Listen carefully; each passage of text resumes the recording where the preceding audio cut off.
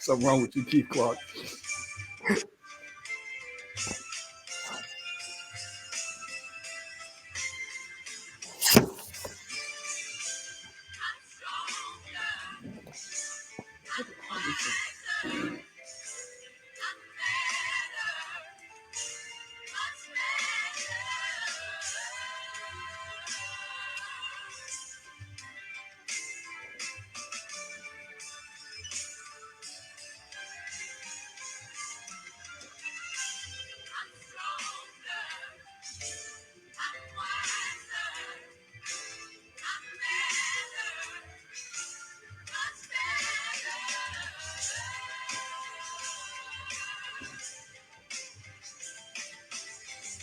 He's having all the pages. He's having all the pages.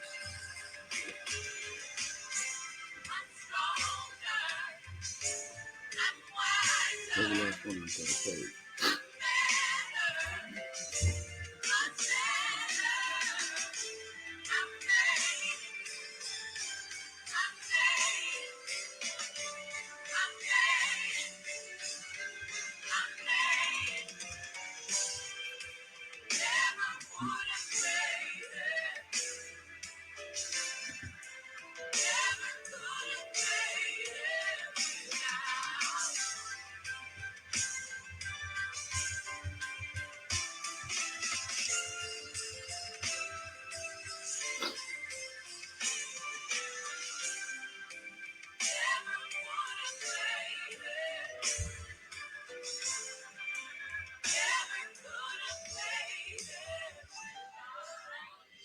All right, that's enough of that. What's up, everybody?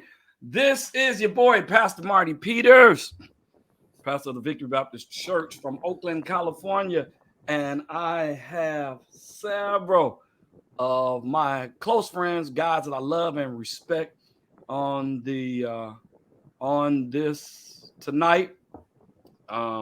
There's the last of the Sanhedrin Council that has, let's bring on the last of the Sanhedrin Council tonight.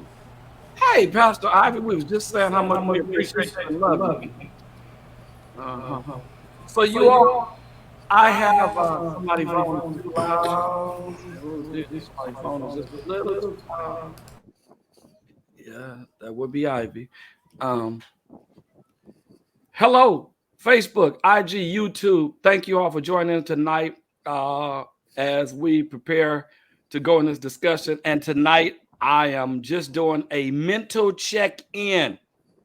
We believe that a healthy pastor will have a healthy church. I just want to check. I have Newark, New Jersey, Houston, Texas, Pontiac, Michigan, Minneapolis, St. Paul, Minneapolis. I have Chicago, and at the bottom, I have my boys with me in Oakland, California. So we've kind of taken care of the coast. It is live on your all pages, so your members and your family members can all see it and follow. And again, it will be re-aired again at 9 p.m. Pacific Standard Time. So let me start off at the top. He was the first one on. Pastor Lance Mann in Newark, New Jersey. Say hello to our guest. Hey, how y'all doing? My friend and brother Marty Peters and all my brothers here tonight. Good to be on with you guys. Good to be on with you. Thank you for having me, brother. Thank you. Absolutely, man. Absolutely. Absolutely. William Anthony Jordan, my brother from the Fellowship Church in Houston, Texas. Come on. He's been on a couple of times. You all will remember him. He and Pastor Ivey are Team Salt, and Pastor Dennis Jones and myself was Team Sugar with how you eat your grits correctly. Jordan and Ivey are not saved because they don't believe in sugar on their grits. But that was the last show he was on. Pastor Jordan, greet our guest tonight. Hello, Martin. Hello, brothers. Team Sugar. Yeah, Martin, you might want to watch that. Bless you, Ivy. Bishop, good to see you, sir. All right. That's Houston, Texas. Let's go to Chicago, Illinois, just as soon as he unmute his karaoke box. Pastor Jarvis has come on. It's only one Marty Peters, boy. I tell you. Good evening, afternoon, whatever it may be where you are. It's such a blessing to be on the live with Dr. Peters and to all of my fellow comrades of the gospel. Blessings to each and every one of you. All right. All right. Let's go to St. Paul, Minneapolis. Come on, Bishop Kemp is on. Greet the people, man, and the brethren. What's good, beloved? Again, ain't but one Dr. Marty Peters, but it's good to be on with all my brothers tonight, and to all of you all that are watching, God bless you. All right, and we're moving on over to Pontiac, Michigan, where a guy there that pastors that St. James Baptist Church gets on all of my nerves. He's also a school teacher. I just don't understand how kids put up with him. But anyway, he's highly educated. That's what he says if you ask him. And that is Dr. Kayre Stanley. Say hello to everybody, man. Good evening, everybody. We're going to teach Marty how to say my name one of these years. It's good to be Kayre. I guess it's good to be here. I'll figure it out halfway through.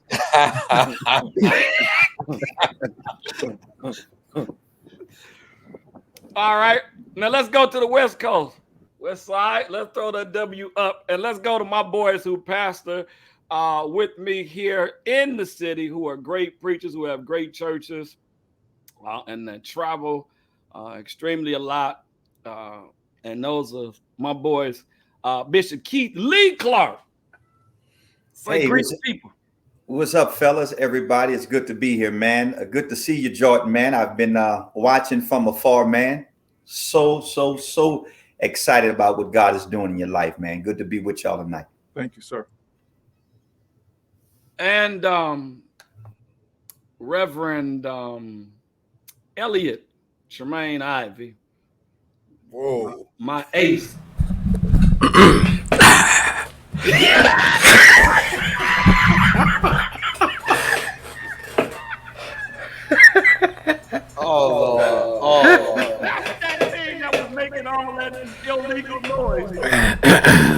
Brothers and sisters, it is good for us to be here on this evening. God bless you, Dr. Peters, for this auspicious occasion to share on tonight. And to my brothers in ministry, God bless you.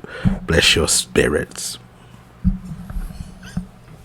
So This is going south real quick. Well, I was about to say that. So you all, I asked how long were we gonna be able to stay serious, and I talked to Ivey this morning, and he said just as soon as we get finished with the greetings, it's getting ready to go south.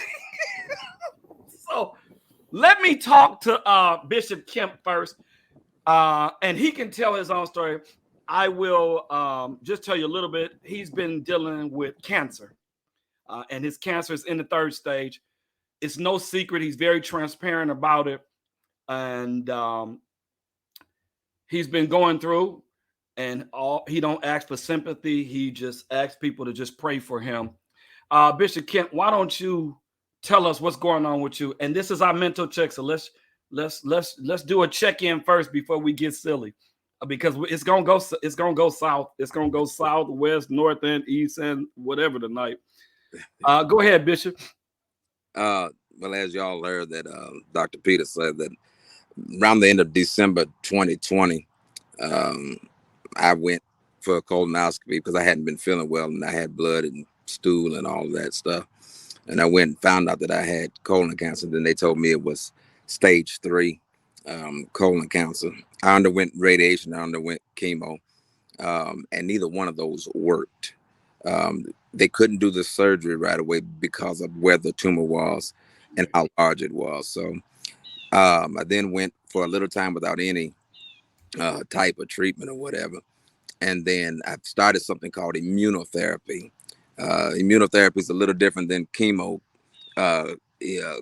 Chemo is to shrink the tumor. Immunotherapy is to kill the tumor. And so just this past week, Thursday, I went in for more scans to see where things were at. And to God be the glory, the tumor is shrinking. Okay. Is responding. So I'm grateful for that.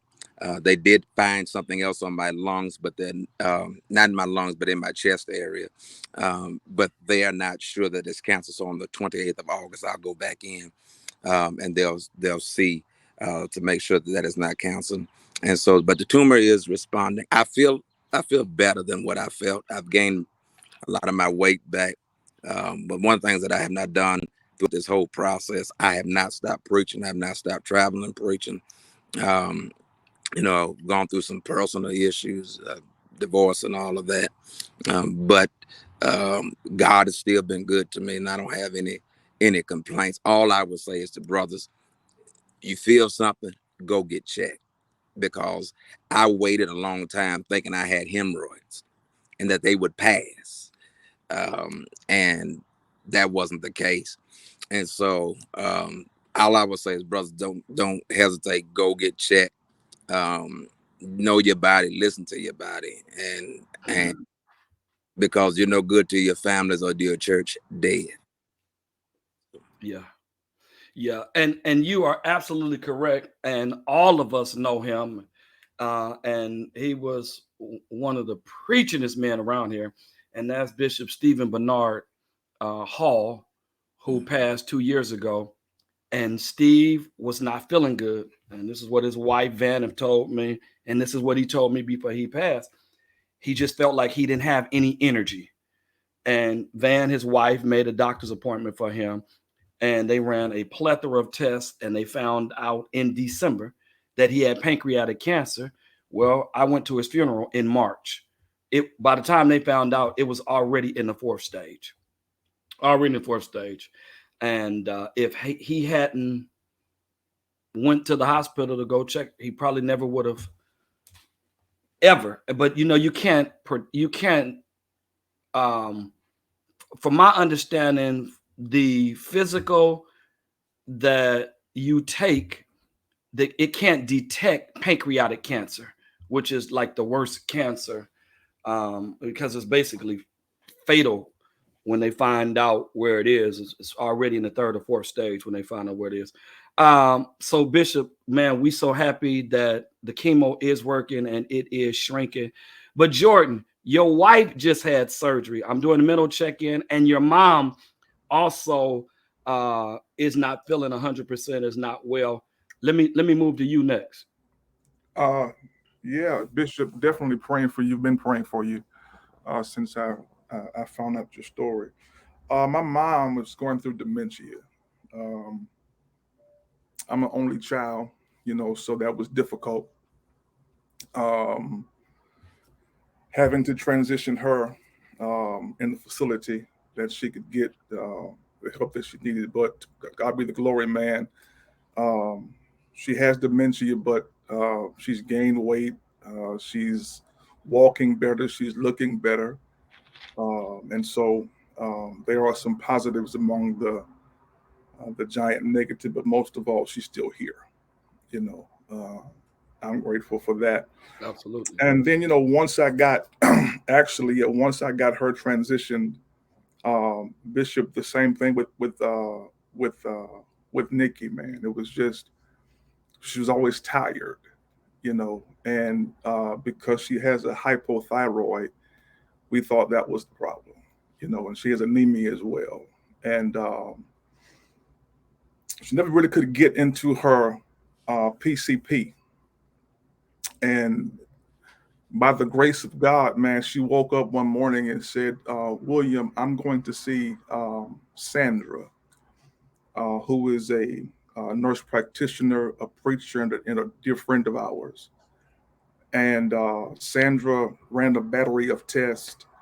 Um, Everything was good, but her blood count was like 6.9, 6.5, something like that. It was extremely low. And blood transfusion. We get there for the blood transfusion. Her blood count uh, rose a little. They wouldn't do it. Went back the next day, colonoscopy, and there was a tumor in her colon. She almost had total uh, um, um, blockage from the tumor in her colon. And let me say this. We've been together since I was 19 years old. I'm 48 now. And nothing that I've been through ever made time stand still than to hear, you know, her say via FaceTime from recovery, there's a mass. Uh, and then to go upstairs and to hear Dr. George say, listen, we're not going to do a biopsy because my boss know what he sees, it's cancer. And so we're going to get it out ASAP. By the grace of God, the tumor was contained. Um, Thank you, Jesus.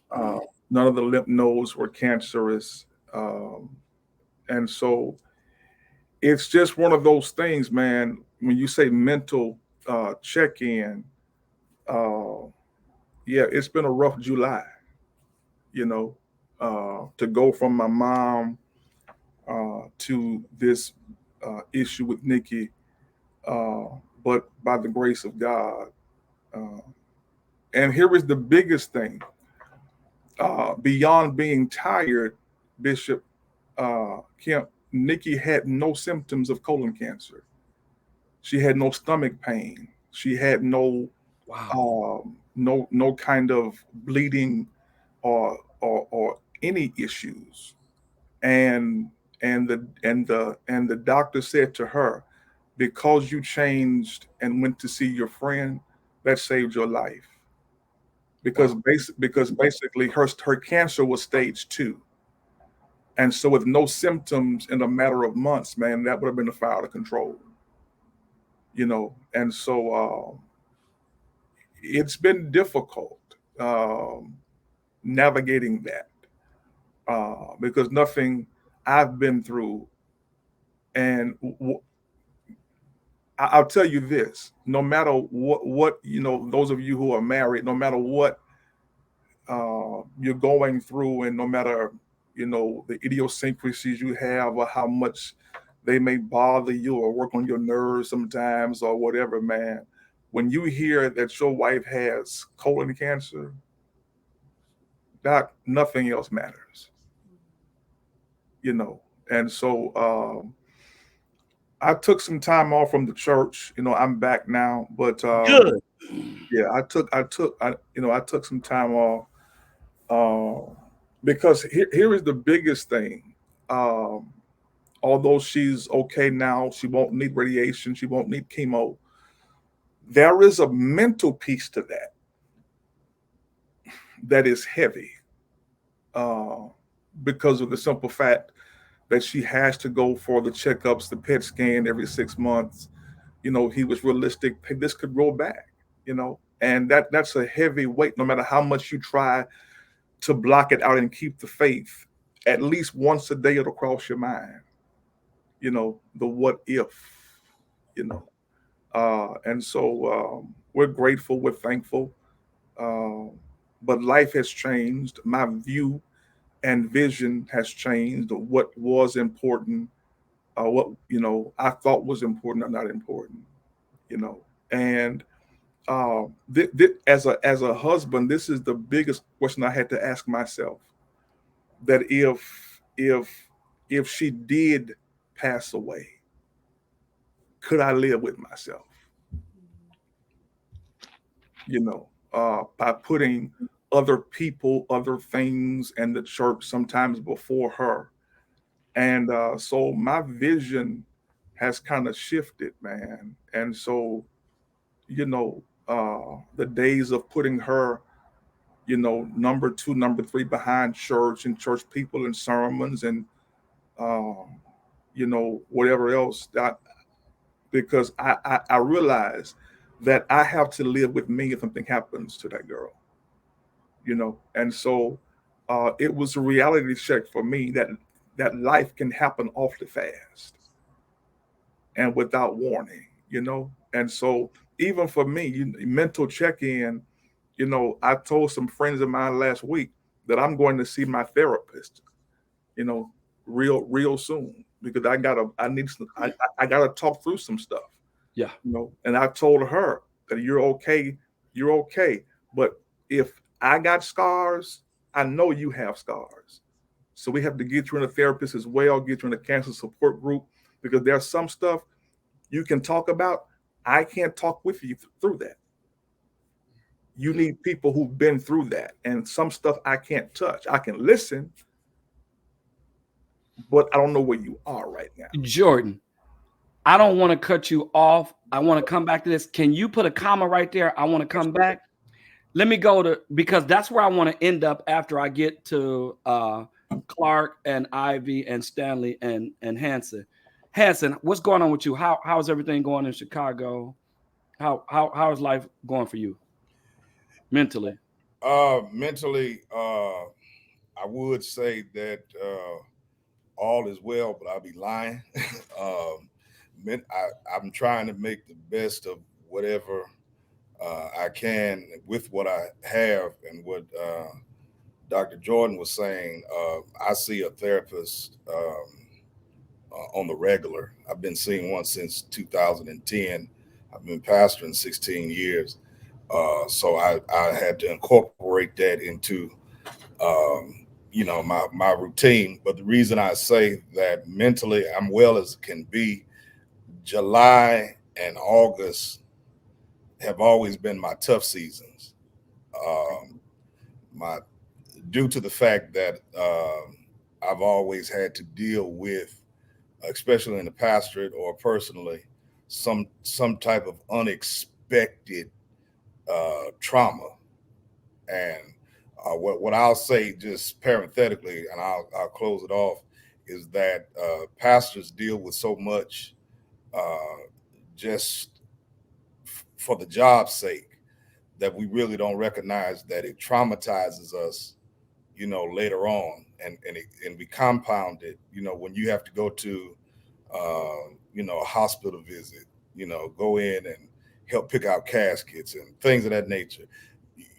You think you're just embracing the task because the job calls and duty calls, but after a while, when you get home, you have to process all of that. So June and July through August has always been a moment where my anxiety is high. And so because my anxiety is high and I've been dealing with it for so long, I occasionally get panic attacks. And I didn't know what it was years ago until I was able to pinpoint it and try to deal with it. So I'm all is well, but just trying to get through these moments. Like today, I had to bury a 3-year-old who fell out of an 18-story building. So, and this is compounded because this is around the same time a couple years ago, did a double funeral. One was a shooting train accident, had to bury both of them at the same time. So it always happens around July, and so, just trying to just navigate and, through that. And so I just agree with Pastor Jordan, man. Therapy is necessary. There's the clinical and there's the spiritual. And many times we try to over spiritualize what we don't really understand clinically, which can start affecting us from a psychosomatic perspective. But other than that, God is good. But yeah, that's where I am. Just trying to navigate through that. Okay. Kayre, go ahead. How are you doing, man? About the same as everybody else. I'm doing good, getting ready to go back to school, which is always, I don't know, I guess in the climate that we're in now, it's kind of rough because you never know what you're coming back to. In our community, we had the shooting at Oxford High School, not far from us. We had several threats at our own school. Correct. And so it's just that's where we are now. Plus, trying to pastor after the pandemic and keep people encouraged while you get very little it's difficult. But other than that, life is good. Yeah. Bishop Clark, man, thank you for being on tonight. My boy from Oakland. Come on, unmute your device. Bishop, how are you doing? Man, I'm doing good. Again, I appreciate the invite again to come on, man, and to share with you, brothers. I'm good. I am very encouraged to hear that brothers are going to therapy. I've been a component of therapy for a long time because I do understand that those who are used by God to bring about an aid in healing are those oftentimes that need that. But I'm good. And I think I'm better today than I was a few weeks ago, because a few weeks ago I was battling extremely hard with this Messiah complex. And, thinking that you've got to have the answer for everybody, got to have the answer for the wife, the kids, the church. And I have a tendency to think, that I can be, everybody's savior. So I'm in a good place because I'm realizing I'm not in control. Yeah. Elliott? Yeah. I'm doing all right. Last 2 years have been difficult. Early on in the pandemic, I had a lot of WTF moments, and I struggled with panic attacks. But I was struggling with those before, and you know me, it don't take much. If I'm tired, then they get triggered. But I'm learning two things I've learned in the pandemic, and I think it was God's way of getting us alone to do some introspective thinking. I worried about marriage, and I finally came to the conclusion that I don't have to be married. And when I got that piece, that was good. And then I discovered that it's okay for me to take a break, just like the Negroes I pastor take breaks from the church. Absolutely. Recently, I was in Huntsville, and I got stuck because of weather. And so I didn't make it back to my church in time, and I felt bad. But then I discovered I had no control over it. And so a couple of guys like, well, Doc, if you're going to stay, come preach for me. And I didn't. I stayed in bed that Sunday. Good. And that was a little, I've been preaching 35 years this year. So we were trained that when you given an opportunity to preach, you take it and you preach. But my mind and my body said, take this opportunity to rest.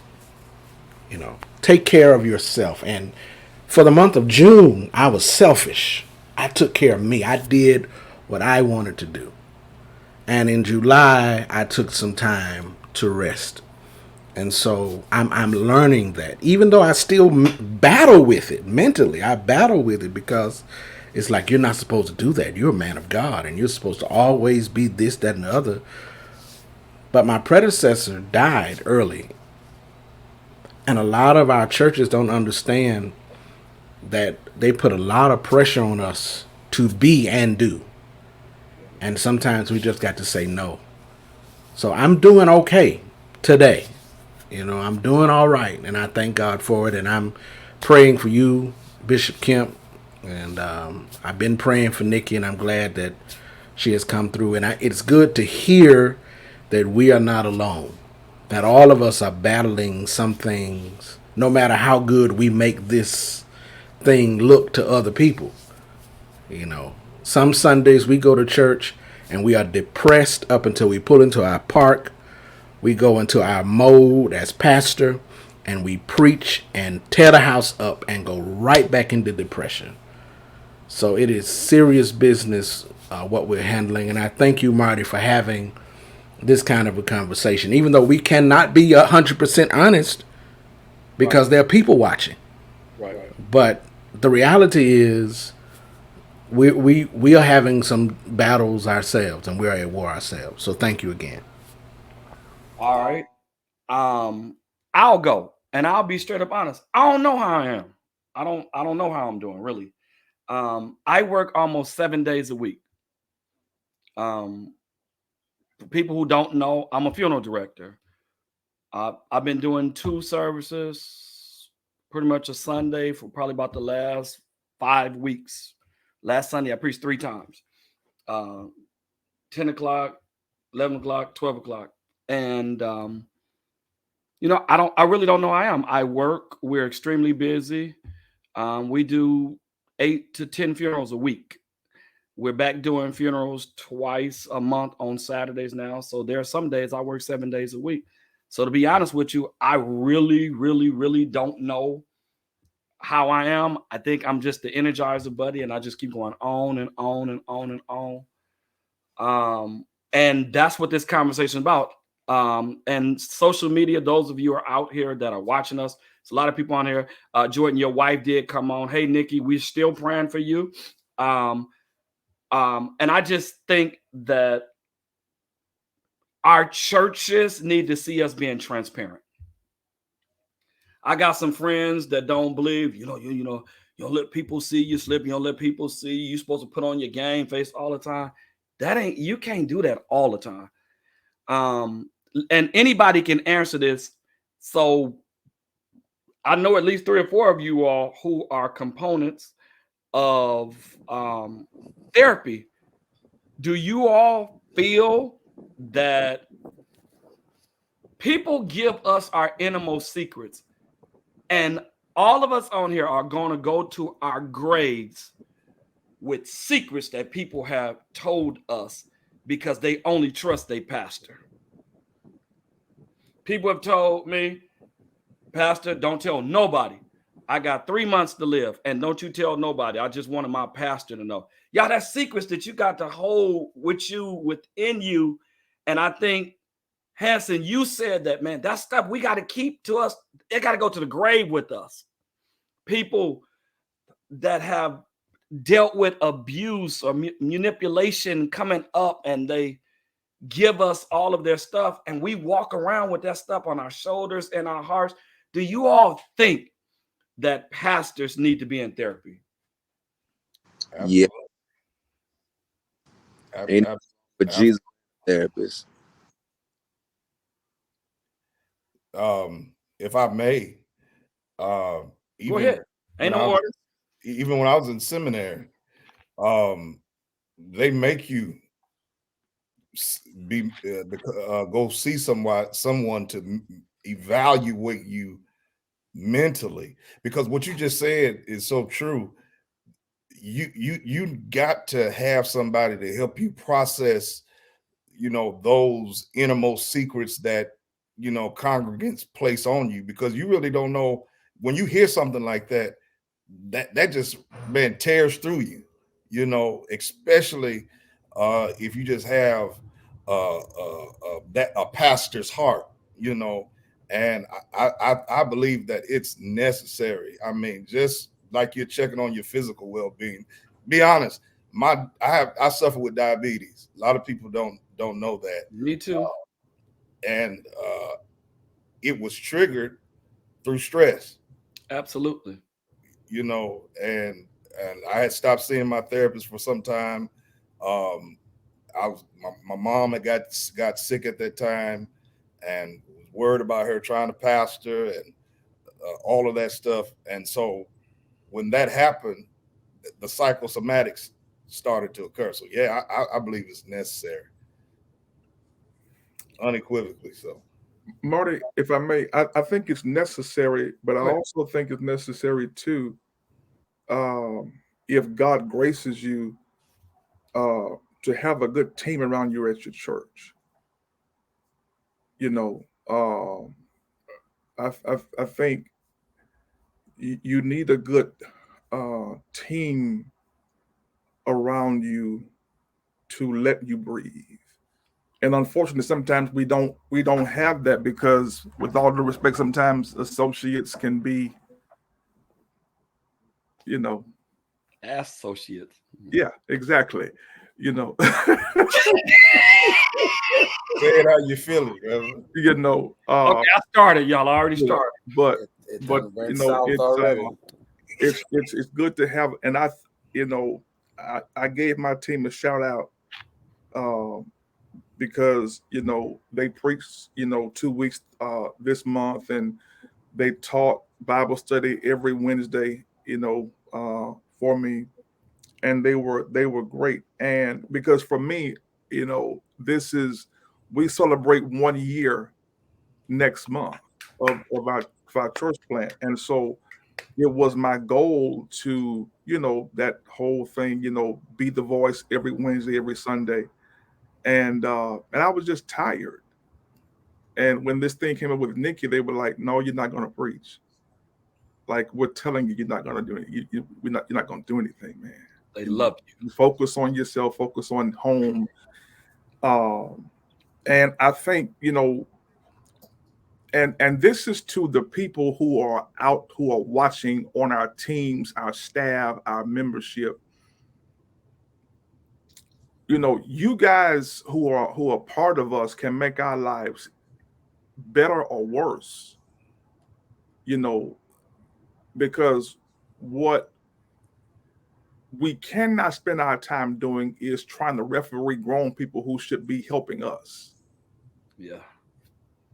Wow. And we're having to, you know, break up little, you know, nitpicky fights and whatever. And it's like, man, we have enough to deal with, you know, and it's just like, come on, man, you know, let be adults, you know, because we can't referee the staff, grown people who claim to have good sense and Christians, and then deal with the stuff out there and at home and preaching and preparation and casting vision and hearing those secrets that you said. You know, man, if you don't get therapy, man, or take a break, you will lose your mind. Yeah. Yeah.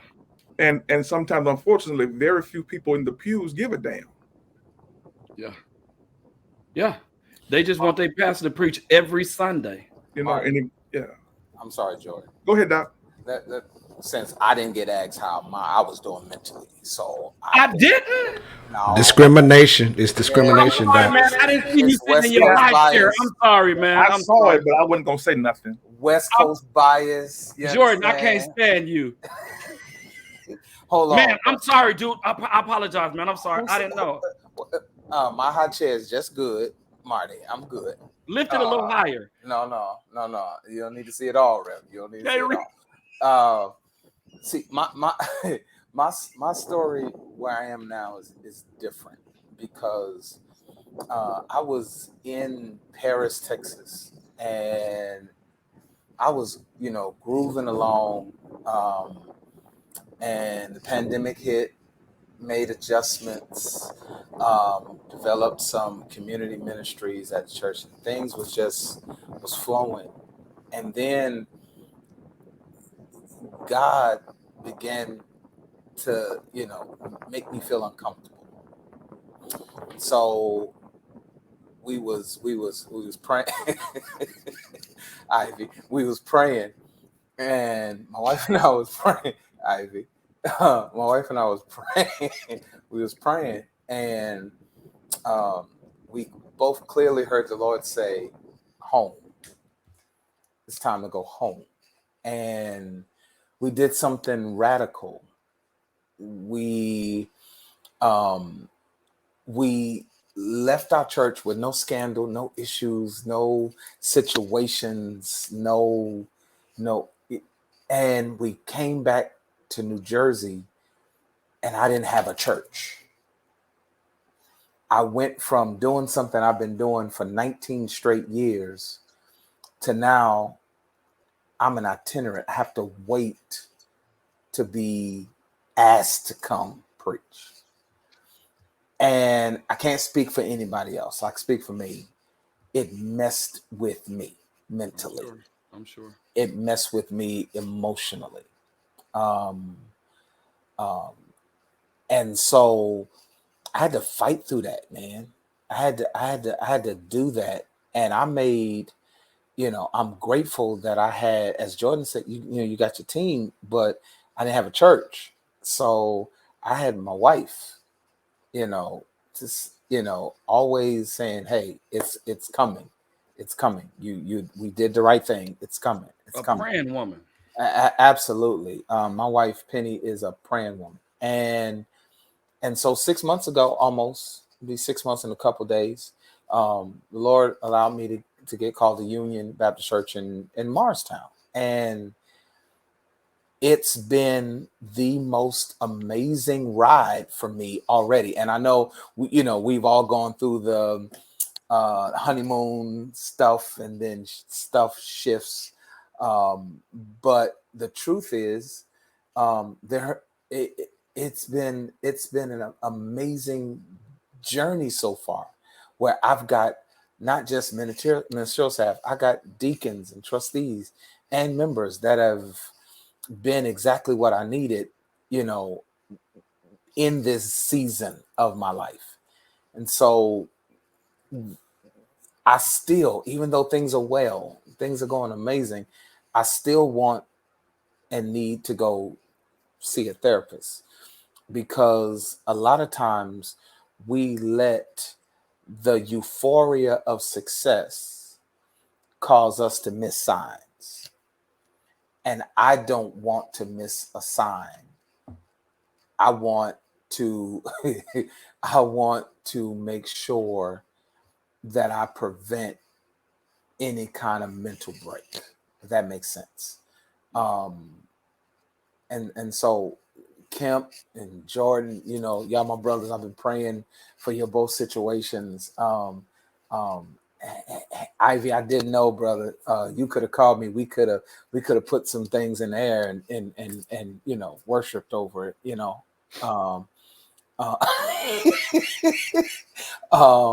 and so it's amazing, Marty, that you put this together, man. We kind of started doing stuff like this in the beginning of the pandemic, and I'm done. We started doing stuff like this at the beginning of the pandemic, and then we kind of tail it off and taper it off. And I think we need to continue to check in on one another, so we won't feel like we're in an island, Yeah. I mean, Doc, it's really what it is, man. Again, I know it's going to go south, but I just wanted to check on my friends who I love, who I respect their preaching, their calling, their gifts, their anointing. I just wanted to check on them. Y'all, this is different. Folk used to see 100, 150, 200 people, 300 people in their church on Sundays. Now I look at 30 people at church on Sundays. And you got more people, you got more people watching on our streams, on our media streams. Y'all, this is different. You got people who refuse to get vaccinated. You got people who don't give a damn about their vaccination status. Y'all, this is rough. This is the new way that we're doing church right now. I mean, if you didn't have online giving, you were in trouble. There are churches that really shut down and closed down. We know pastors in parts of the country who have lost more than one building. These one church in 2 and 3 locations have lost all their locations. I mean, y'all, this is rough. So I'm just wanting to know how we're doing mentally preaching to a camera or preaching to 10 people or 5, 10, 15 people in your church. This is new, y'all. I know Bishop Keith Clark just went back full force, but I think he went after everybody, opening up his building to capacity. Who else wanna jump in? Somebody playing some. I think Pete, Go ahead, and Keith. I think one of the things, man, that I've learned with COVID, and it speaks to all that we've talked about tonight, the therapy of the hurt, and I'm definitely praying for our brothers. One of the things I've learned, man, is that this is not mine. And I know what we mean when we talk among ourselves, my church. We understand that. I'm not expecting that, but I'm talking about mentally, that I have to get to a point where I realize that Word Assembly will be fine with or without Keith Clark. And I think a lot of times, because our dedication to ministry is so strong, especially those of us who grew up in church, right? It's all we know. It can be so strong until our lines can get blurred and we really start thinking that some of that stuff is our job. And it's not. It's not our responsibility to lord over his people or to think we've got to have all of the answers. And so what I learned in COVID, man, is to give God back his church and let me do what he's telling me to do the way he's telling me to do it, and let it be. I'm not going to argue with nobody about not coming to a building. I ain't fussing at people, telling folk, you go down there to Walmart, you ought to come to the house of the Lord. I'm not fussing with them people like that. Now, you can say I'm compromised. I'm not doing it. Here's the reason why. Because we got to ask ourselves the question. If the purpose of coming together is for fellowship, and I know I'm on the line with a bunch of biblicists, if the purpose of coming to church is fellowship, then brothers, how much fellowship was happening amongst the members prior to COVID? We showed up in a building, listened to a sermon, and most people went their ways. That's why we can have members go to the same church for 3 and 4 years and don't even know who each other are. So I think fellowship has to happen. We open the doors of the church, folk come in. We're grateful to God for it. But I'm encouraging people, if you can't come to the building, then join us online. It's a hybrid situation. And I've learned in COVID, Lord, it's your church. I'm going to do what I got to do. But I'm not trying to make people do anything anymore. I'm in charge. I'm not in control.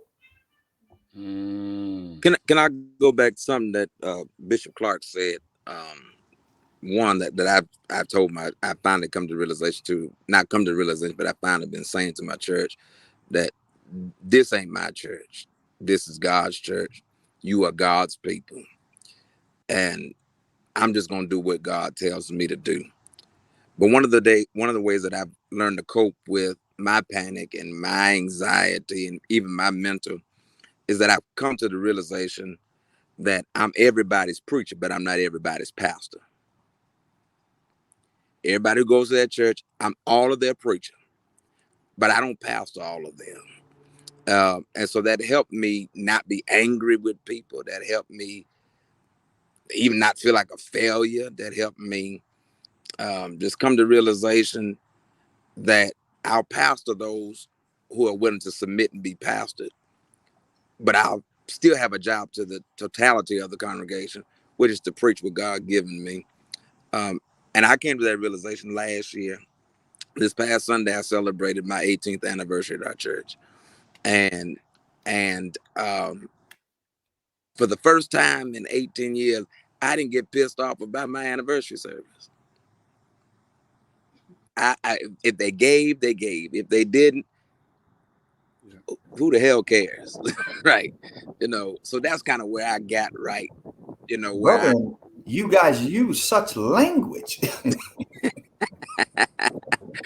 but we that's just where I try to put myself in a different mind space, with moving on with my life and moving on and having somebody different. I'm going to be happy. I'm going to do me. I'm going to celebrate another year of life tomorrow. I'm going to do me. Happy birthday, brother. Happy birthday. Happy birthday. And I'm going to do what God tells me to do and not feel apologetic about it. That's part of my problem, that I didn't do some things God told me to do because I was scared of the people and I wasn't scared of God.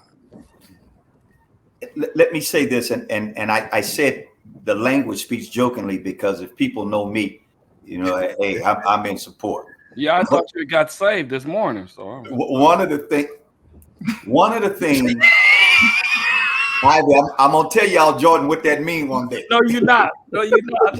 Listen, don't play with me. One of the things, brothers, when Bishop mentioned about not caring or not being pissed off about it, one of the things, man, and this is what caused me to stay out as long as I did, and even now gives me this kind of balance with this hybrid look at it, because I had to ask myself three things. Am I rushing back in this building because of income? Am I rushing back in this building because of image? Am I rushing back in this building because of influence? Income. Do I need to get back people getting together? Because if they don't, I know I ain't gonna have no money. Or am I feeling an unhealthy attachment to this pulpit? And my identity now is tied to this thing. And if I ain't preaching in this pulpit, then I don't know what's going on. Or am I, trying to see if my influence is going to be lost? Because now we all share members. Every one of us are sharing members. All of us. All of us are sharing members. So when you get to the point, Bishop, where you at, bro, I'm there. And I'm going to pray for you. You pray for me. I want to stay right there where I am not consumed with the stuff that's really I can't handle. Wasn't meant for me to handle. First of all, let me say this, that Dr. Brandon Davis said, I'm the only nonsense saved. That bless you, man, Dr. Davis. We ain't taking no advice from no AMEs, man. Come on. This is a Baptist meeting.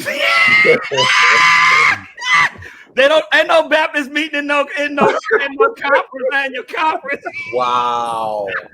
We love y'all. You know he about to go off. You know he about to go off. And he about to have choice words. My That's thing all right, though. He out here laughing.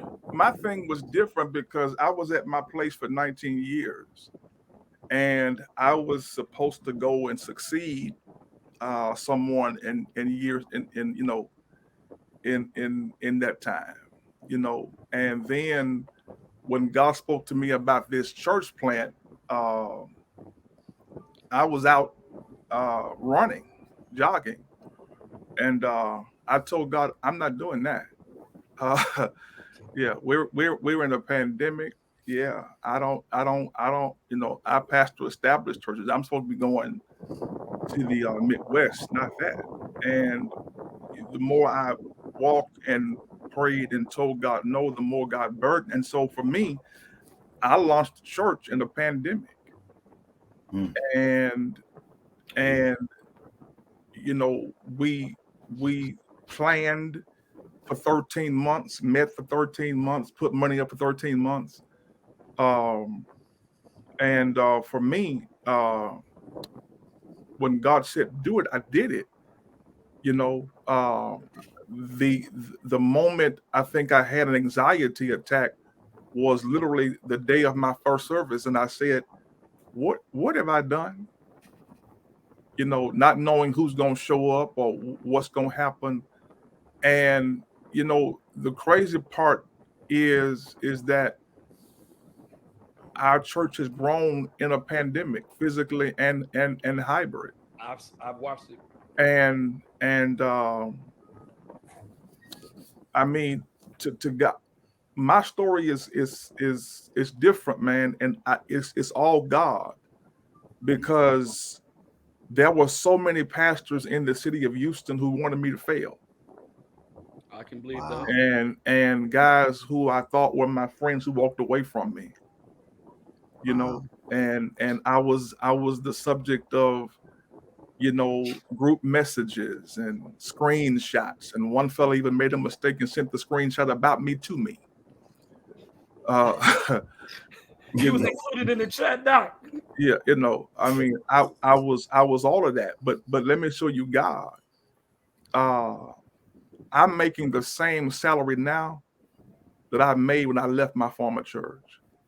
With a plant that's less than a year old. Plant that's a year old next month. And I don't handle the money like that. You know, when they increased my salary, I turned it down. I said, no, we're not doing that. We're a church plant. I'm not doing that. It's too much money. And my CFO said, if we couldn't afford it, we wouldn't do it. And she said, you're not going to live subpar.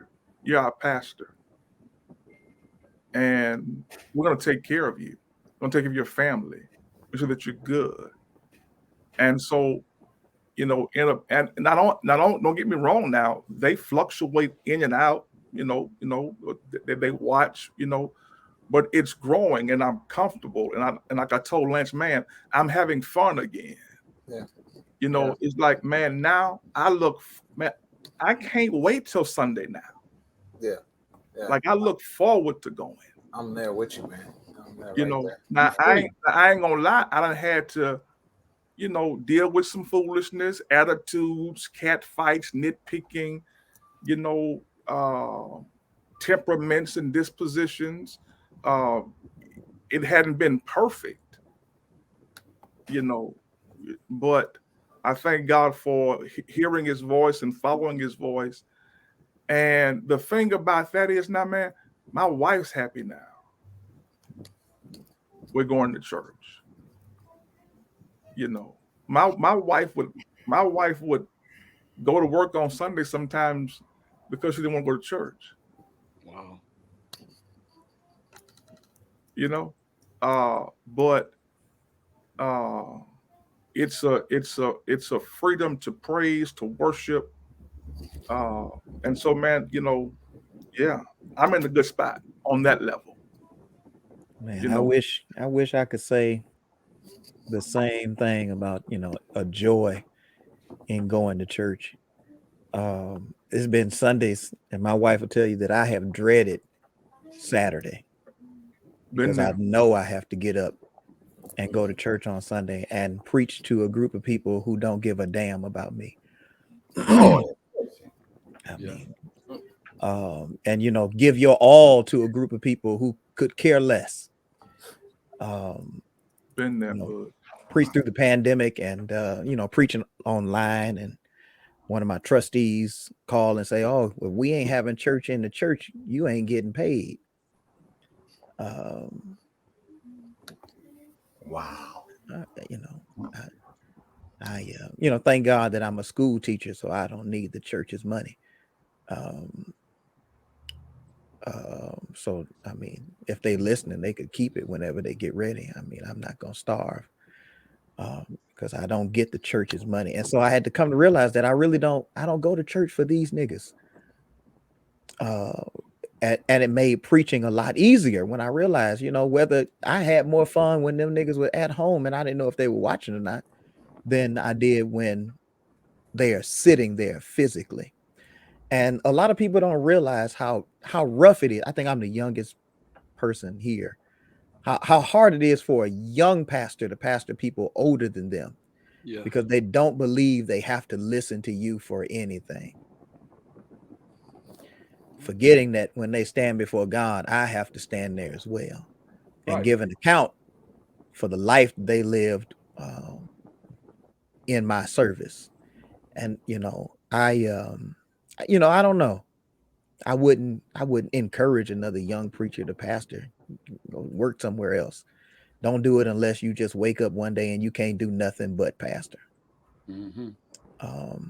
I grew up as a pastor's kid, so I watched people mistreat my father, and I don't know how I ended up in this. Reverend, either you're called or you're crazy. More than likely, it's both. more than likely, it's both, Reverend. Or crazy than called. Yeah. So, yeah, I understand where you're coming from, Stanley. I haven't had that situation. The pandemic for my church made the church increase, but it also created some more laziness within the congregation. But my folks are back. They came back and then they left again. When the summertime hit, I don't know about wherever y'all are, but at my church, summertime that's a great exodus for whatever reason. Vacation. Okay. So, but what I did discover is a lot of the stuff that we did not deal with when the sanctuary was empty, it's now back. Yeah. Little petty things, they're back. And that was a difficult thing for me to handle. And my initial response wasn't right. I didn't say anything, but my thoughts were wrong. And I had to pray and ask God to give me the right temperament to handle those things and those people. And when you pastor certain people, certain folk, you could say what you got to say, and it's cool. And then some people, you got to get with them. And pastoring in Oakland, man, it's... I told you when you first got here, it's a wild, wild west. So one Sunday, now this is before the pandemic. One Sunday, and I think I told some of y'all about this. We're standing at the altar for altar call, and I have this lady who would come to my church, and she had cussed me out live on Facebook one time. Everybody saw it, but I let her keep coming because it's me. I can handle it. So that Sunday, she didn't want to hold nobody's hand. And so I told her, I said, Lola, stand in the back if you don't want to hold anybody's hand. So she went to the back, and she just back there just cussing. I didn't hear her. I was in the pulpit, but one of the members said, Pastor, she back here cussing. I said, Lola, are you in here cussing? Get out. I said, get out. Don't come back. And I told the ushers, if she comes back, call the police. Because police is all she understood. As she exited my sanctuary, she turned back to the pulpit and said, I had on a Catholic robe. I was full gospel that Sunday. I had on my Catholic robe. She said, that's why you got on a dress, MF.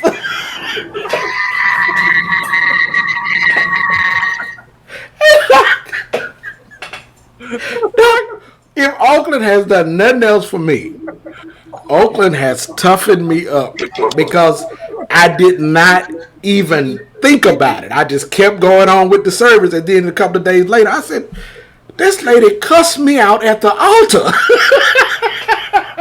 But, I'm tougher now, and I think God was preparing us, and it's still preparing us because we don't know what's coming next. We got monkeypox now, and it's a reality, especially in the Bay Area. There are 282 cases in San Francisco. So that's around the corner from us. So that's why I said yesterday I'm not shaking hands anymore. I had started back. The pandemic it waned a little bit and we got a little bit more comfortable. And that's how a lot of us ended up with COVID now. But I'm a little bit hesitant now because everything is dirty. Everything is disgusting. So I think we are learning, and I think God is using us, especially on these platforms, to speak to those pastors that are coming later on, to know that they got to toughen up, male or female. You got to have some strength to handle this particular journey. Man. And for me, man, I had to ease up because I had gone through so much over there I was hard. And I literally had to, change the way I think and not punish this group for what that group did to me. And not be standoffish. I had to, introvert, come out of my comfort zone and just, be more, nice. Obviously, I ain't nice, but I heard that. Reverend, you're very mean, very mean. So if you nice, God bless you, Fellowship Church. Brothers, I'm gonna have to jump off, man. It's I necessary. appreciate the fellowship. Thank you, Pete, for inviting me, man. Love you guys. All right, All right, Bishop. the last one on, the first one off. All right, Bishop Keith Clark. I'll call you later. Drum major. Goodbye. Yeah, so I mean, I had gotten hard, man. And sometimes, it still kind of comes out, but it comes out for me when grown people do silly stuff. Like I just can't handle like that nitpicky, silly, immature. Doc, you can't be sensitive working for me. Like you can't, Doc. If you sensitive and your feelings get hurt easy, Doc, this ain't the train for you to work on, Doc. Because like Ivey said, Doc, I may say anything anytime, and keep on going, and I may come. That's right. I'm That's sorry, right. I may not. I don't know. But I'm getting better than I was. Because we all know, man. Sometimes you can bleed on people who ain't cut you. And so yeah. Ivy, I got my meanness, honestly. So I'm okay with that. I'm comfortable being me. And I think listen to Kayre and listen to Ivy and Jordan. I think our people need to realize that hell, they made us this way, right? And when you're pastoring and people and helping people who don't love you, hell, like you, but they won't leave that church because that's where they've been all this time. I ain't going nowhere because this where my family been. And I've had some good ones to leave. God has called them home. And then I got some other ones around that won't even catch a damn cold. Sinus infection. Won't cough once. Won't even sneeze. The hell don't want them either. And it's just like, I think they forget that we're humans too, that we have feelings too. That's why I often tell them, scripture's right. The same measure you put out, the same measure you're going to be met with. And so I got to deal with you on your level. And sometimes I don't like having to do that. But then I also realize, hell, y'all made me this way. But I'm also getting to a point now, and I told my church this, so it's not private. But as a check-in, I've also come to the realization that I may have overstayed my welcome. That's a whole nother StreamYard. That's a whole nother episode.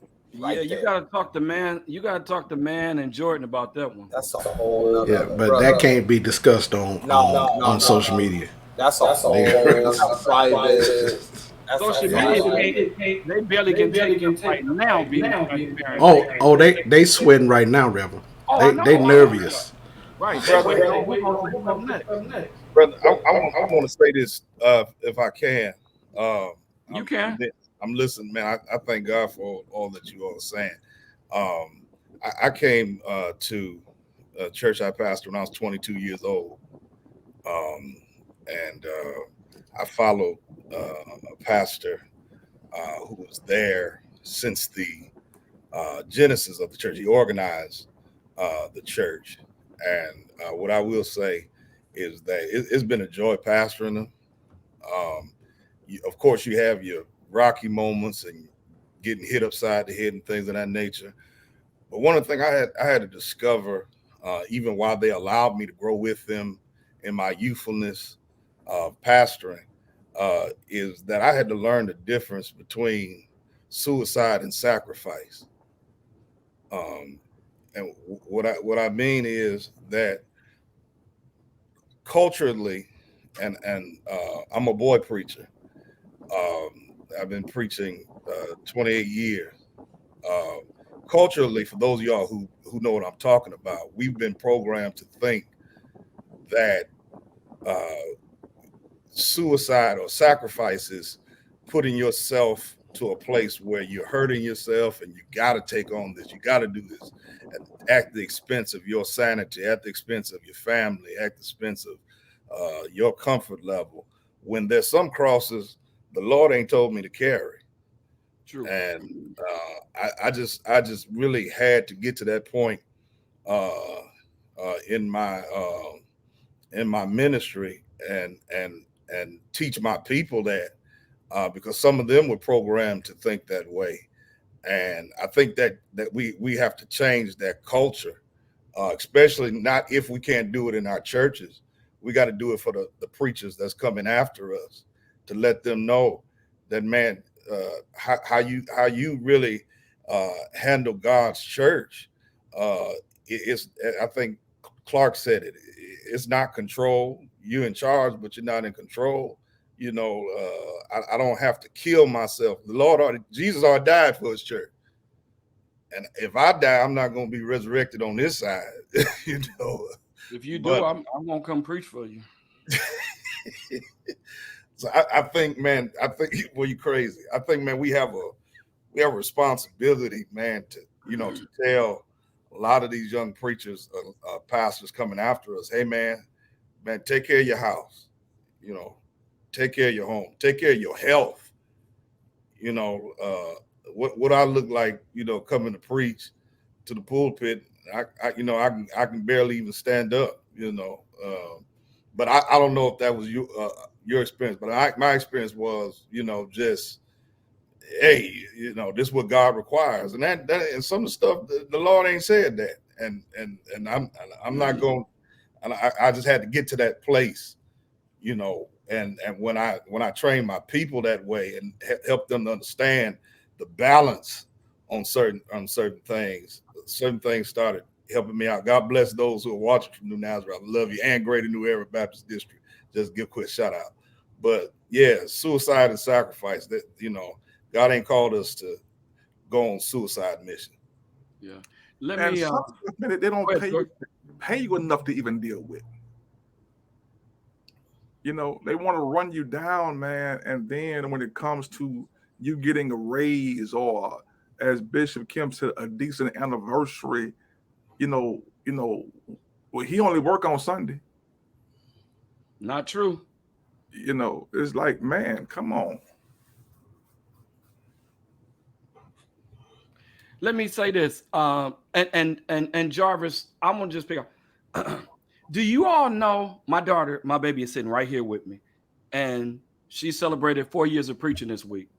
Oh, bless her. And she's been right by my side. She has been the model associate. I'm getting ready to elevate her to my co-pastor. So if I die anytime soon, she is automatically the next pastor of the Victory Baptist Church. I'm setting her up, everything. But do y'all know, and I'm talking to 1, 2, 3, 4, 5, 6, the 6 of y'all on here. Do y'all know there are other young preachers that criticize her and tell her, I don't see how you sit up under your daddy, because I could never sit up under your daddy. Now, you damn right you can't sit up under me, because number one, you have to tithe. You're going to have to tithe. You're going to have to be on Bible class, Zoom. You got to come when I'm preaching. You got to support the church. You got to show up when you're not preaching. And a lot of these young people don't want to sit at the feet of somebody and learn it. It is more than some doggone Gucci suits, a custom suit. It is more than a Mercedes. It is more than a BMW. That look good, but I'm also bivocational, and my job pays me well. So I can drive whatever I want to drive. I can wear whatever I want to wear. And I don't have to be no burden to my church. I don't make a whole lot of money at my church. But they don't want to sit up under anybody to learn how to take the torch and go to the next level. That's a big problem right here in Oakland, California. I don't know how it is in New Jersey. I don't know how it is in Pontiac. I don't know how it is in Houston. Marty, that's an issue everywhere. And the reality is that's a whole nother Zoom too. That's a whole nother apostles now. That's a whole nother conversation. We could spend an hour on that just in of itself. So you set up another Zoom and make that the topic, and we'll come back to because we can't do it justice. Right. For a few more minutes. It's funny. We'll sit around Ivey. Remember we were talking about this in Oklahoma City one year. We were talking about how young preachers are no longer as they don't respond the way we did when we were coming up. They don't want the same type of rearing that we. So that's a whole nother hour conversation that we can delve into. And I pray that if and when we do it, a bunch of young preachers will jump on and watch it and maybe glean from some guys who've been doing this for 20 years. Bad associates make bad pastors. Yeah. It's a reflection of a pastor. That's good. That's good, Jarvis. That's good. Because most guys think I just gotta say that's another conversation. But I think I just need to say it, T-Nazi, as country folks say, is that the habits that you have now that you refuse to be chastised for, they carry on into your pastorate. If they become pastors. If they do. But this is another discussion. That's what happens to some of our churches where they get contaminated because sometimes they've had immature leadership sometimes because of guys who just didn't want to sit under somebody, and the truth is when you just refuse to be chastised, develop, you don't, lose those habits when you become a pastor, just like a person saying, well, when I get grown, I'm gonna do this. No, if you were immature and refuse to be checked for your immaturity, you're gonna develop it then. But that's another story. And so, I come from that whole thing. If I didn't come to Sunday school, I didn't preach. I didn't go to Bible study. I didn't preach. If I did, I told my preachers this one time. I said, if I asked you all to preach a sermon on tithing, could you effectively do it? I just wanted to challenge them because coming up with that principle, you couldn't sit in the pulpit. Matter of fact, you couldn't even sit in the pulpit if you can go to seminary, right? Preach, let alone that, But I don't know. I'm old school, I guess. I think one of the other things too, and I know this is another Zoom, but this is also a mental check-in, right? Because they want authority without submission. Talk, Kemp. And they want to be able to do whatever they want to do. They want to be able to run whatever they want to run, act any old kind of way, but they don't want to be under authority. They don't want no submission, and they don't want to be accountable. When half their butts can't preach no way. And if we're going to have that conversation on the Zoom, we also got to have the flip side of the same coin, that there's been some poor examples of what it is to be accountable, to do it right. We could spend an hour on bad examples. Agreed. You have to be a good father, Doc.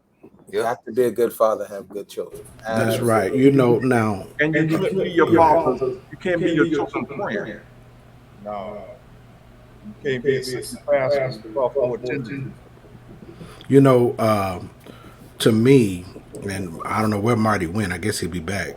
But Got kicked off. He got kicked out of his own room. it's like starting a church and getting put out of your own church and stuff. Hey, but Marty's daughter, Ayani, to me, is the best young preacher in the Bay Area.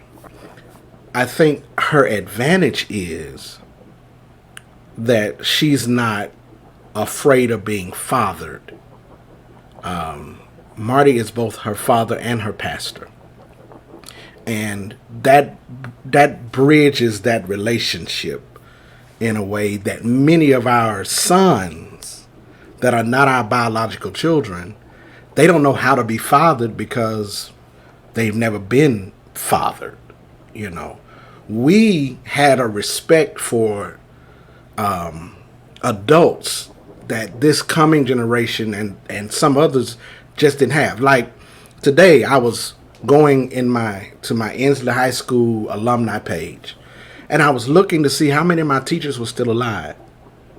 And I realized that I really couldn't search the Birmingham obituaries because I didn't know my teachers' first names.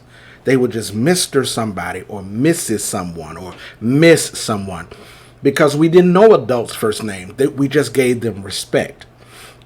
This generation coming, Jordan, Stanley, Mann, all of us, they don't call us Mr. and Mr. or Mr. or Reverend or Pastor. They see us at the grocery store, they call us OG or Uncle because they don't have that same kind of respect. So this generation of upcoming preachers, although, I'm not very happy about it, I also understand that there are a lot of missing components to their lives that we had the advantage of having that many of the young preachers do not have. And that one of those things is being fathered and in some sort of a family unit, because sometimes we were raised without our fathers, but we had some kind of stability in our communities that help us get to a place where we learn to respect those in authority. And people respected the pastor then. But people, they don't respect it. The best thing that folks do to keep from respecting you is to start all kind of rumors about you. Negroes love to talk negatively about you to make themselves feel better about the things that they are in. So it's a lot. It's a lot to this. There's a lot of layers to it. Like Lance said and Kemp said, this is a whole nother thing that we need to talk about. Marty, you coming back, Doctor? We gonna pray out. He didn't pay his Wi-Fi bill. You the first moderator, man. Just pray us out, Reverend. Just pray us I out. I mean, I don't know if I don't even know if it's over yet. I was trying to wait on him to come back before we just dismiss. That's what we talk about. Yeah, well, you got service so early in the morning. Reverend, you have resurrection service. I have 8 o'clock service, and then by 9:30, I'm at lunch watching y'all. I see. How Marty say he's back, but I don't see him. I don't see you, Marty. He said it died. Something died. He said he coming back though. So That cricket wireless.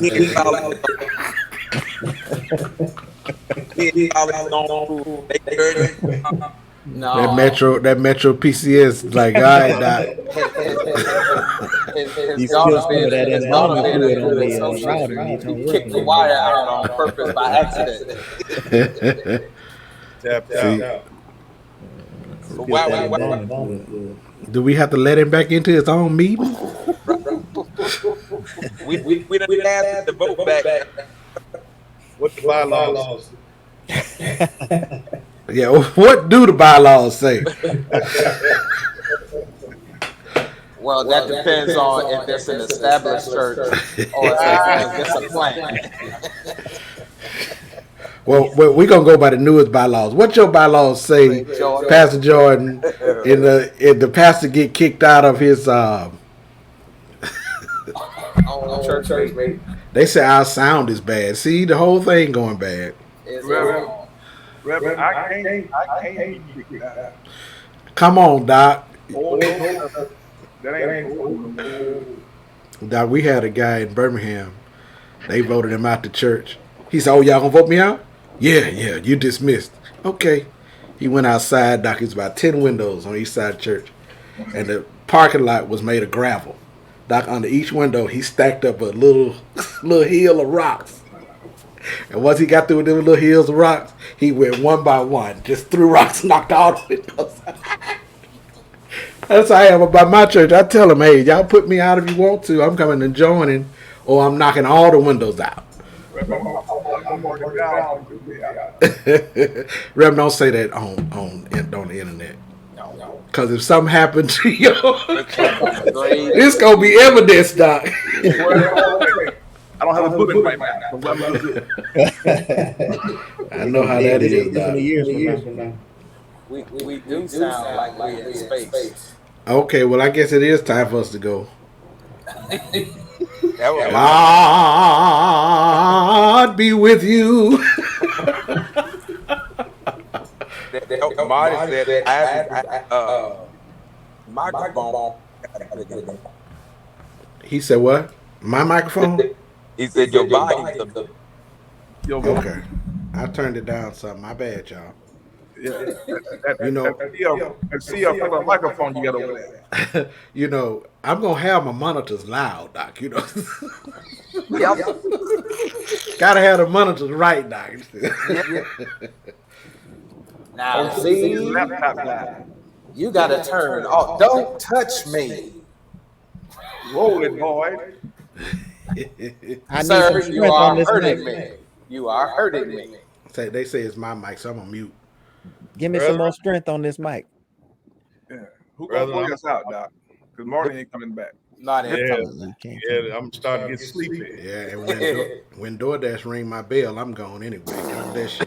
I'm trying to get upstairs to my wife. And y'all holding me. Now hold on, Stanley. We've had enough of that from you. Jacob, you need to calm down. Listen, just one more child to make 8. I'm working on the building. Man, how many kids you got, brother? I have 7. What? You like 19 with 7 kids? Yeah, I can't pull a pizza out of the oven, man. Hey, y'all, I'm done. 8 is enough. Yeah. Benedict us, Reverend. Benedict us. I'm sorry, y'all. I didn't have my laptop plugged into the electricity, and it died. Neck was so powerful, man. Yeah, that's a problem. Listen, you all want to come back together and talk about fathering young preachers? Sure, absolutely. Sure. Yes, sir. Sure. Okay, I think that's a conversation that needs to be held. Yep. And I think it's very much needed. And I pray, and I heard you, man. Poison, thanks for giving that shout out to Yanni. She, and let me say this, y'all. Can I tell them? Mm-hmm. She just got accepted into Berkeley School of Theology on yesterday. She just got accepted into Berkeley School of Theology at the GTU on the campus of California University at Berkeley. Awesome. So I'm super excited for my baby to. She's our 4th year. On her 4th year, she got accepted in there. Wanted to leave San Francisco State because Yanni wants to be a real preacher. But I told her she need a secular degree so she can make some money because her daddy broke. So man, she needs to do something else. Become a school teacher. Yeah, TD Jake said that you need multiple streams of income. Well, he wasn't on it yet. I think that was. I appreciate all of you all for being on tonight. Very much. Pastor Jordan, Pastor Mann, Pastor Kayre, Pastor Kemp, Pastor Jarvis, Pastor Stanley, Kayre, whatever. Pastor Ivey and Bishop Clark, I appreciate you all so much. Thank you so much for coming on. I apologize, y'all. Yanni didn't plug my computer up. She up here working on her sermon. Give her all them pride and gonna blame her. Yeah, she working on her sermon for tomorrow over here. And so thank you all. Thank all of your churches. Thank all of your churches and all that. So Lance, tell us where our audience can watch you tomorrow for worship. You can watch us on YouTube at Union BC of Morristown on YouTube. Union BC of Morristown at 11 a.m. Eastern Standard Time, Union, BC of Morristown. YouTube. Jordan? Yeah, Facebook and Instagram, Fellowship Church TX, 8 a.m. Central Standard Time. Jarvis? Fellowship Church of Texas. I messed it up. Yeah, the Fellowship Church of Texas. Yeah, I don't know. You can catch us on Facebook or YouTube, official New Nazareth, NBC. You can catch us there. 11 o'clock a.m. What time zone is people from all over the country watching? Yeah, Central Standard Time. All right. Kemp, I don't know what time zone y'all are in St. Paul. You can watch us at 12:45 or 10:30 or 12:45 Central Standard Time at the New Mount Calvary Missionary Baptist Church on Facebook. All right. Dr. Stanley? Yeah, you can catch us St. James Missionary Baptist Church of Pontiac on Facebook and on YouTube at 11:15 Eastern Standard Time. Poison? And when all of you have gotten out of church, there's yet a word from the Lord. 10:15 a.m. Pacific Standard Time, the Church of Restoration, Oakland, or YouTube, Oaktown Pastor. You can find us there. All right. And Bishop Clark is Word Assembly, a family of churches. I forget what time he comes on, but I'm sure one of his parishioners will put it in there. His members were on there. I know his wife was on here. And then you can check us out. I thought we started church the latest, Kemp. You check us out at 11:55 Pacific Standard Time, Victory Baptist Church, Martin R. Peters, Victory Baptist Church, Marty Peters, or YouTube. You can find us there where we'll be lifting and praising the Lord, where I won't be doing nothing tomorrow. Yanni will be doing everything. I ain't even wearing a suit to church tomorrow. Yanni, heathen. Yeah. I ain't wore a suit all summer. What is that? Yeah, what is that? Yeah, all right. It's too hot for all that. Yeah. All right, y'all. Thank y'all. Since they said Jordan is the most saved on it tonight, Jordan, you want to lead us in a word of prayer? Who is they? Who is they? Brandon and I think Hanson said that when he first came on. I did say that. Him and Kemp. Hey, Marty, before we leave, I want to ask you, number one, where is St. Paul, Minneapolis? That's where Kemp is. You mean St. Paul, Minnesota? Oh, Minnesota. Yeah. And sometimes I get my states and my cities. to come. I hate you, Elliott, Ivey. To back Marty up. It is Minneapolis and St. Paul, but they both are in Minnesota. Shut up, Elliott. And Reverend Stanley's name is Kayre. Yeah, Kayre. That's that sugar. That's that sugar on them grits.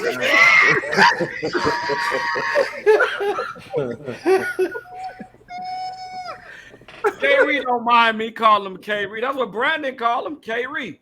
You can't listen to what Brandon say. Brandon is country as a road lizard, Reverend. Right. All them degrees. Them degrees, Reverend. He got more degrees than a thermometer, but Reverend, you don't trust his words. Y'all better stop talking about His Royal Highness. He gonna be the next bishop in the A&B Church. Y'all better stop talking about His Royal Highness. We love you, Brandon. We love you, Brandon. Jordan, he spelled Kayree. Brandon just spelled K. Let's pray, man. Y'all crazy. God, our Father, how we thank you for our time together. Thank you for calling us into this ministry. Thank you for establishing us. Thank you for keeping our minds, keeping our families, keeping our ministries, despite pandemics, despite a lack of commitment from some people, but you've kept us. We want to say thank you. Thank you for our members. Thank you for our family. Thank you for what you will do tomorrow. Yes, God. Save, edify, give your preachers strength. Again, we love you because you first loved us. Amen. Amen. Peace out, y'all. Love y'all, man. Y'all Love do you it too, tomorrow. brother. Tell the truth about the Lord, y'all. Preach hard, fellas. Yes, sir. Love y'all, man. Love y'all. You too, brother.